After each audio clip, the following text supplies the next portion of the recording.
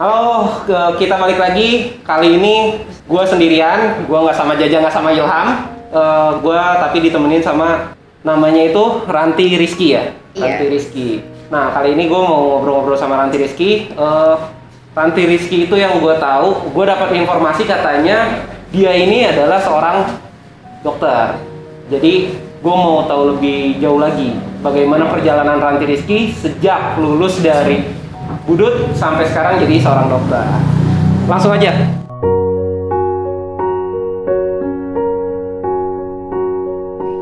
Nah, yang bikin kita menarik itu sebenarnya bukan masalah profesi sih, tapi ternyata kita seneng. Salah satu dari 2012 ternyata ada yang menjadi seorang dokter kayak gitu. Itu benar ya? Kebetulan. Oke. Terus kita mau ngulas balik dulu. Ranti Rizky sebelum menjadi seorang dokter ini, katanya dari informasi yang gue dapet nih, lu pindahan ya ke Budut ya? Iya, gue pindahan di kelas 11 sih sebelumnya. Jadi gue dari sekolah negeri sebelumnya, terus gue pindah ke Budut. Kenapa sih kok lu waktu itu bisa memilih untuk Budut jadi sekolah berikutnya gitu? Jadi dari nyokap gue sih kayak ya udah nih pindah ke Budut aja, karena teman-temannya beberapa pun alumni Budut dan alumni Budut yang lain pun banyak banget yang jadi sekarangnya sukses dan beberapa jadi dokter seperti itu. Jadi dari nyokap gue, karena gue mempunyai cita-cita jadi dokter, jadi kayak ya udah pindah Budut aja gitu. Oh berarti sebenarnya dari rekomendasi nyokap? Yes. Nah kenapa nggak lanjut di sekolah yang lama? Karena kebetulan gue tuh kepilihnya ke IPS karena nilai IPS gue cenderung lebih tinggi. Jadi gue pindah ke Budut untuk mengejar IPA-nya. Oke, jadi karena emang cita-cita lo sebenarnya pengen jadi dokter, jadi emang harus di jalur IPA gitu. Iya betul. Dan pindah ke Budut. Gue mau tahu gimana pertama kali nih pendapat lo ketika dari kan ada perpindahan sekolah, pasti beda banget ya, entah budayanya, entah lingkungannya kayak gitu. Apa yang lo dapat atau first impression lo terhadap Budut ketika itu? Pertama kali gue nyampe ke Budut, gue lihat pertama kali tuh gedungnya ya, kayak beda banget sama sekolah gue yang sebelumnya. Bener-bener historical banget. Pas gue masuk ke ruangan kelasnya, bener-bener beda banget. Kayak bener-bener kayak situasinya kayaknya gue nyaman nih di sekolah ini. Setelah gue perkembangan masuk, gue jalanin semuanya, ternyata memang teman-temannya pun sejalan dengan gue juga. Kayak mereka pun asik menerima anak-anak baru. Kayak gitu. Assalamualaikum. Iya. Ada pertanyaan dari Instagram, dari teman-teman Instagram. Gue bacain nih. Gue bacain ya. Iya. Maaf. Waduh. Waalaikumsalam. Iya. Oke. Ini udah ada masuk beberapa pertanyaan, Pak. Dari teman-teman Budut 2012 di Instagram. Gue bacain salah satu. Oke. Hal paling berkesan di Budut sama angkatan. Paling berkesan pas lulusan coret-coretan di lapangan banteng. Oh, lu ikut ya? Iya. Benar. Bajunya masih disimpan berarti? Masih ada di rumah kebetulan. Tadi yang nyokap gue mau dibikin pajangan. Wah, bagus nih buat pajangan. Dibikin kayak gitu ya? Iya, kayak jangan deh mah gitu. Terkesannya anaknya bandel kan. Kenapa lu bisa bilang itu berkesan? Bagian mana yang paling berkesan? Karena menurut gue tuh kita semua kumpul aja gitu. Kita nggak mandang lo IPA, lo IPS, tapi kita semua gabung. Yang penting kita lulus.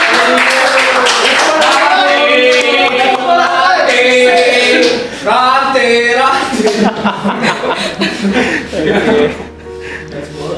Oke, itu yang paling bikin berkesan karena di situ lu bisa ngerasa lebih dekat ya sama satu angkatan. Satu angkatan. Entah itu IPS atau IPA. Iya. Entah lu tahu namanya atau enggak yang penting dia nyoret aja dengan badan gue. Iya. Oke, berikutnya saat saat kuliah, apakah menemukan sesuatu hal yang sama seperti di Budut? Kalau untuk kuliah kurang sih ya, karena kan kalau di Budut ya itu gue bilang lebih solid, lo nggak pandang bulu. Kalau gue di kuliah ada kelas A, kelas B, bener-bener wah tabrakan banget, nggak bisa gabung. Karena beda lagi ya budayanya juga ya. Betul. Kalau di di lingkungan beda pasti akan beda juga sih. Oke, ini ada 2 pertanyaan lagi, tapi gua akan bacain setelah kita ngomongin setelah lulus dari Budut. Soalnya ini pertanyaannya menarik nih. Lagi yang terakhir. Nanti. Oke, lanjut dari Budut. Akhirnya lu kuliah di mana? Di IRC, Di IRC. Oke, kuliah kedokteran ya, pastinya tuh. Itu berapa lama? Gue kuliah total tuh 7 tahun karena kan setelah di preklinik, maksudnya di universitas, gue ada koas lagi 2 tahun. Setelah itu gue ada internship lagi, ibaratnya pengabdian lagi gitulah. Itu 1 tahun lagi. Kalau seleksi kedokteran itu sama atau nggak sih sama pemilihan kuliah yang lain gitu? Sebenarnya Iya. sama aja sih, tesnya juga psikolog kan gitu kan, psikotes, terus ada materi-materi yang kayak MIPA gitu-gitunya. Cuma paling ditambah ada tes kesehatannya beberapa kayak gitu. Kalau misalnya kayak buta warna gitu, otomatis ya nggak bisa masuk karena kan kita kan nanti ngetes juga si pasien-pasiennya. Berarti ada medical check up juga ya? Ada. Terus kuliah itu selama 4 tahun? 4 tahun. Kuliah 4 tahun, setelah itu? Setelah itu gue 2 tahun koas. Nah, urutan kayak gitu tuh udah pasti wajib ya kalau Itu kedokteran? wajib banget. Kalau Jadi- koas itu ngapain? Kalau koas itu ibaratnya kuliah praktek. Jadi gue di rumah sakit gitu, gue megang pasiennya langsung man to man gitu. Nanti gue memang udah kan kebetulan gue dapetnya di daerah, gue dapet di Serang. Jadi gue ibaratnya kerjalah di satu rumah sakit itu, gue selama 2 tahun itu gue periksa pasiennya, gue kasih obat, tapi dalam masih pengawasan sama dokter spesialisnya. Ibaratnya belum dari kuasa gue nih pasiennya. Jatuhnya sama kayak magang gitu nggak sih? Betul, magang. Sama ya? Sama. Nih, jadi agak bedanya persepsi gua itu persepsi jurusan yang pada umumnya nih. Jadi kalau lulus kerja aja gitu kan atau magang gitu. Enggak, ibaratnya itu masih magang dan gue tuh masih nyari nilai. Oh, berarti itu masih dinilai? Masih dinilai gitu. Jadi kalau nggak lulus koas, ya nggak lulus juga lo. Oke. Terus tadi lu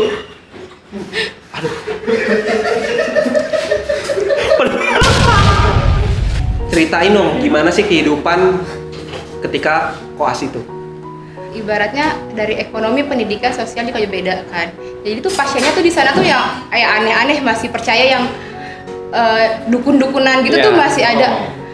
Gue tuh yang kocak banget ya, orang mau lahiran gitu.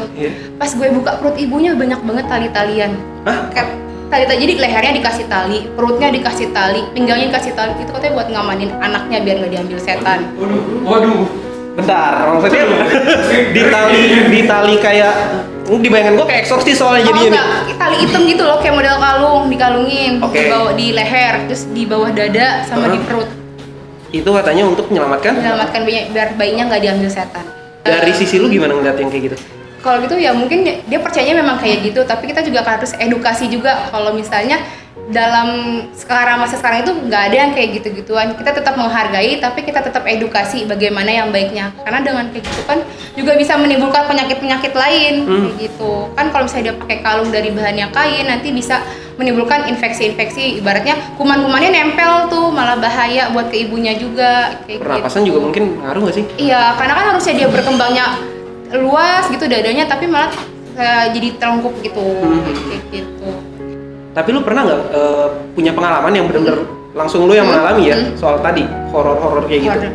Ya itu tadi. Kalau misalnya kan orang percaya kalau orang lahiran itu otomatis menimbulkan bau untuk orang-orang itu datang kan, makhluk-makhluk itu datang. Jadi kalau misalnya setelah lahiran otomatis kan orang tahu tuh ada ari-ari kan. Nah, kalau misalnya di gue itu pasti setelah di lahiran kita cuciin kan, buat kita kasih ke ibunya. Nah, untuk ruangan cucinya tuh ada di pojokan, jadi gue harus keluar ruangan itu dulu, belok, baru ada tempat cucinya. Itu sering kayak otomatis kalau lagi lahiran kan kita nggak bisa nentuin nih dia mau lahirnya kapan, mau hari ini, besok, atau jam 12 malam, mau subuh. Itu gue malam-malam lagi nyuci, tiba-tiba tuh pintunya tuh kayak ditutup, kebuka lagi, tutup, kebuka lagi, tutup, kebuka lagi. Karena memang udah terbiasa aja isengin kayak gitu, ya udahlah mau gimana lagi, lo tendang aja nanti juga stop sendiri. Jadi kayak si setannya itu lo semakin takut makin iseng gitu. Kalau makin berani bas balik, ya udah dia berhenti gitu. Lu tendang? Gue tendang tuh pintunya. Oh, bukan setan ya? Iya, siapa Enggak. tahu. Kayak gitu. Kadang sih ada cerita-ceritanya pernah ari-arinya tuh hilang gitu. Cuma kebetulan nggak gue sih, ada cerita-cerita sebelumnya, karena kan ya kayak gitu kan mengundang ya. Tapi hari-hari kalau dijual nih enggak, gue beneran nanya. Hari-hari kalau dijual aku nggak sih? Buat apa? Enggak, siapa tahu. Siapa tahu ada oknum. Kan gue nggak tahu. Tapi enggak ini kan? Enggak sih, cuma kan kadang orang tuh percaya kalau misalnya makhluk-makhluk itu suka nyari kayak gitu buat dimakan. Oh, oke. Dan itu kepercayaan mereka ya. Nah, oke, sebelum lanjut, tadi kan lu sempat bilang ada pertanyaan dari Budut 2012 nih. Ini masih nyambung sama kepercayaan yang tadi lu bilang. Jadi pertanyaannya gini, bagaimana cara seorang dokter menyikapi masuk angin? Nah, karena setahu gua di beberapa wilayah itu beda-beda. Ada yang masuk angin itu ya udah diemin ntar kadang hilang, atau ada yang paling umum adalah dikerok. Iya.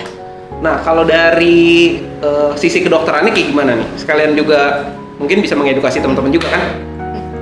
Kalau dari sisi kedokteran, masuk angin itu sebenarnya nggak ada ya. Apalagi yang dikerok. Kerok itu kan ditimbulkan dengan gesekan dari si koinnya itu ke badan yang timbulnya merah. Orang bilangnya dengan dikerok timbul merah-merah jadi keluar anginnya. Padahal sih enggak kayak gitu. Ibaratnya kalau masuk angin itu, ibaratnya kita nih ngeluh mau sakit. Tapi belum sampai sakitnya, belum timbul gejalanya, ibaratnya belum ada demam, belum ada nyeri otot, maksudnya kayak pegel-pegel atau mual kayak gitu. Cuma ya untuk nyeri angin sih sebenarnya nggak ada. Oke, kalau gue pernah, ini gue nggak tahu ya bener atau enggak, gue pernah dengernya adalah secara sisi dari psikisnya, katanya kalau orang dikerok ketika ada tadi gesekan dengan koin, otak lu jadi terstimulus untuk fokusnya ke yang lain. Jadi akhirnya penyakit yang lain tuh nggak terlalu diraukan gitu. Itu dia. Karena kan orang Indonesia lebih ke psikisnya ya. Sebenarnya dia nggak sakit, tapi kalau dia ngeluhnya sakitnya otomatis kan jadi sakit juga. Sebenarnya itu, jadi dia lebih ke psikisnya aja. Kalau misalnya untuk yang dikerik mengeluarkan angin ya tuh nggak ada sih. Oke. Nah, gue juga tadi kepikiran pas lu cerita, kan lu sekarang di rumah sakit swasta ya. Karena gue biasanya punya pengalaman itu lebih ke karyawan biasa ya kalau untuk masuk kerja gitu. Nah, kalau dokter sendiri untuk bisa mulai bekerja di salah satu rumah sakit itu gimana prosesnya sih? Tetap sama kayak yang non kedokteran ya, tetap ngelamar, tetap interview, cuma pas di interview ada beberapa pertanyaan yang memang sesuai spesifikasinya. Kayak kalau dokter umum nih akan ditanyakan bagaimana lo menerapkan ke pasiennya, lo menangani pasiennya itu seperti apa, seperti itu. Dan ada beberapa sertifikat khusus yang harus lo punya dulu sebelum lo daftar ke tempat itu. Oke. Berarti interview biasa dong ya? Biasa kok sama. Kayak ada praktek kayak gitu? Nggak ada kok, cuma interview tanya jawab aja. Cuma nanti ada kayak kredensial gitu. Nanti kita tuh langsung di interviewnya sama dokter spesialisnya. Terhadap keilmuannya juga gitu aja. Berarti lu nantinya menjadi timnya dokter-dokter ini. Oke. Nah, terus yang berikutnya lagi, karena nih masih ngomongin gimana lu proses masuk kerja. Ini gue beneran pengen nanya sih, gimana caranya nentuin gaji dari seorang dokter? Kan kalau bukan perusahaan ya, kalau karyawan biasa misal nih, Sena misal sebagai digital marketing gitu, dia tinggal lihat nih dari di job street atau apa digital marketing tuh gaji berapa, tinggal ambil aja dari situ. Kalau dokter kayak gimana? Kan kalau dokter itu kita bisa kerja di 3 tempat. Jadi gue punya ibaratnya punya lisensi buat bekerja di 3 tempat. Jadi misalnya gue punya lisensi 1 di rumah sakit A, 1 lagi di klinik B, 1 lagi di klinik C gitu. Itu boleh sesuai, tapi tergantung lo kuat apa enggaknya, ya kan. Kalau mau pakai 3-3-nya silahkan. Tapi kalau misalnya gue cuma cukup 1 di rumah sakit aja, ya nggak masalah juga gitu. Nah, kalau misalnya untuk yang masalah ibaratnya fee-nya ya, kalau kita sebagai dokter tuh kalau misalnya di rumah sakit kita punya dua gajian ibaratnya.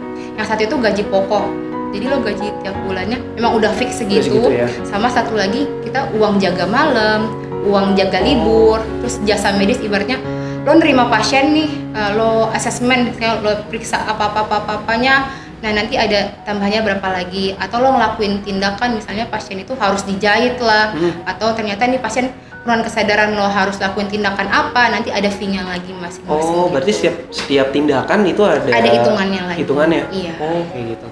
Oke. Dari para buzzer, ya ada yang mau tanyain nggak nih soal kehidupan kedokteran? Udah ada angkatan yang minta tolong ini nggak? Gue sakit nih gitu. Konsul mungkin ya, konsul. Ada nggak sih yang udah tahu nih lu dokter gitu, terus akhirnya punya gejala apa, konsul langsung ke lu gitu? Ada sih beberapa kayak langsung personal kontak ke gue kayak, gue keluhan ini nih, kira-kira gue minum apa ya, gue dapet ini, kira-kira ada yang perlu gue tambahin lagi nggak? Itu ya sering kayak gitu. Kamu nggak sama kayak gitu? Enggak dong, kalau misalnya itu gue malah welcome, kalau mau nanya boleh kok langsung silakan gitu. Tapi kalau secara ini rekomendasi lu ketika ada orang seperti itu apakah disuruh ke dokter aja? Kalau misalnya untuk keluhannya masih ringan bisa ditangani kan, kalau untuk sekarang banyak ibaratnya platform yang bisa menyediakan di antar obatnya. Bisa kita pesan obat, nanti kalau misalnya gejala masih ringan bisa dengan seperti itu. Tapi kalau ternyata pas mereka konsul, wah gejalanya udah berat nih, nggak bisa ditangani dengan konsultasi secara online, lebih baik dikonsultasikan langsung ke rumah sakit biar nanti dijelaskan oleh dokter spesialisnya lagi. Dan berarti yang paling penting adalah lu sangat terbuka ya kalau misalnya emang ada yang mau konsul, ya konsul aja gitu ya. Iya. Oke, ada lagi nggak nih para buzzer? Wah, kok buzzernya sepi ya? Serius? Lagi.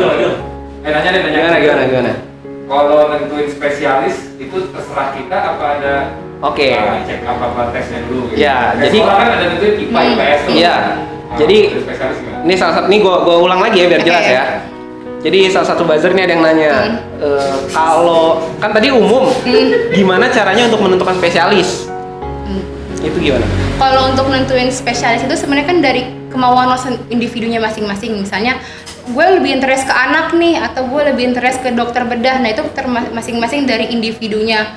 Nanti kalau misalnya dari lo udah punya, ibaratnya udah mau nih misalnya ke dokter anak, nanti lo ibaratnya deketin ke dokter anaknya, nanti setelah itu lo daftar ke universitas, kan bisa ada UI. Kalau untuk spesialis kan hanya ada di universitas negeri ya, kayak gitu. Nanti setelah itu lo nanti tes di UI, lo mau ngambil sekolah spesialis, misalnya spesialis anak gitu, atau bedah atau obgyn atau apa. Nanti lo tes, kalau misalnya lulus ya lo bisa masuk, kalau enggak ya lo tes lagi, tapi biasanya ada maksimalnya 3 kali tes kayak gitu. Dan ada maksimal umurnya kalau kita mau spesialis lagi. Oke, berarti lu milih ya, bukan diarahkan dari pendidikan. Sesuai aja. Lo ada niatan ke sana? Ada sih, pasti mau lah kan sekolah lagi. Kemana? Bisa saja. Spesialis Maunya apa sih nih? spesialis anak. Oh, spesialis sana. Kenapa? Karena seru ya kayak gitu. Padahal gue sih nggak suka anak kecil, tapi menurut gue ilmu-ilmunya itu yang menarik sih, karena kan lo pemberian obat apapun ke anak itu berbeda dengan lo hitungan kedewasanya gitu. Karena ke anak pun lo nggak bisa wawancara nih, ibaratnya nggak, lo sakit apa, kan anaknya nggak bisa ngomong apa-apa. Itu bener-bener lebih kayak lo mikir lagi ini anaknya tuh sakitnya apa. Oke. Nah, terakhir pertanyaannya, kapan nikah sama Dodi? Nah, Siapa yang nanya?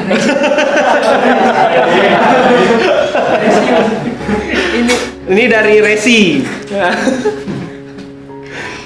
Iya, insya Allah tahun ini. Insya Allah, doain ya. Oke. Dan terakhir dari lu mungkin untuk angkatan kita, untuk semua orang yang akan menonton ini, ada yang mau lu sampaikan? Harapannya untuk semua yang nonton dan teman-teman semua dari Savixier selalu sehat, selalu dilindungi dimanapun berada, sukses terus, dan semoga kita bisa segera berkumpul lagi secepatnya. Amin. Kira-kira yang asik buat kita undang lagi siapa nih? Lu ada rekomendasi nggak? Pak gitu siapa? Iya. Kalau nggak semulu. Iya. Atau Pak Tiahara sekalian. Mas Yauki. Pasti ada Pak Tiahara. Masih kok. Masih ada. Masih. Jadinya dong. Suka iya. Siapa yang asik untuk direkomendasikan? Atau lu mungkin kangen banget nih sama dia? Yang anak pindahan juga. Siapa? Anton. Oh, Anton. Oke, buat Anton kita tunggu responnya kalau habis nonton ini. Kalau emang ternyata lu punya rekomendasi waktu buat ngobrol sama kita, langsung kontak kita juga boleh, atau nanti kita kontak lu aja deh langsung ya. Oke, itu aja untuk ngobrol sesi kali ini. Terima kasih banyak Ranti udah nyempetin waktunya buat Thank you datang. semuanya. Oke, sampai jumpa di konten berikutnya.